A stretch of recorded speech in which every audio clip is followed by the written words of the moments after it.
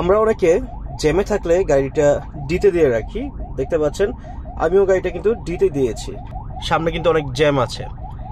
এই জিনিসটা করা কিন্তু খুবই ক্ষতিকর, নিশ্চয়ই আপনারা জানেন কি না।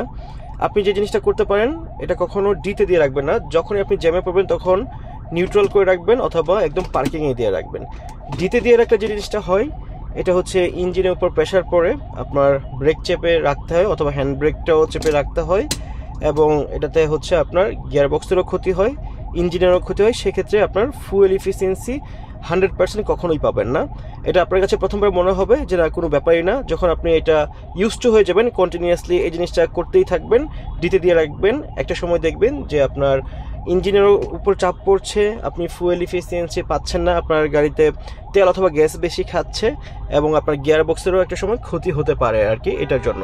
এই জন্য সবাই চেষ্টা করবেন, যখনই আপনি এরকম তীব্র জ্যামের মধ্যে পড়বেন, অবশ্যই চেষ্টা করবেন গাড়িটাকে নিউট্রালে রাখা অথবা একদম পার্কিংয়ে রাখা। যখন আবার জ্যাম ছাড়বে, আপনি এজ ইউজুয়াল গাড়িটা ডিতে দিয়ে তারপর আবার সামনে চলে যাবেন। তো এই ছিল আজকে। সবাই ভালো থাকুন, সুস্থ থাকুন। ইনফরমেশনটি যদি ভালো লাগে অবশ্যই একটা লাইক দিয়ে দিন। আসসালামু আলাইকুম।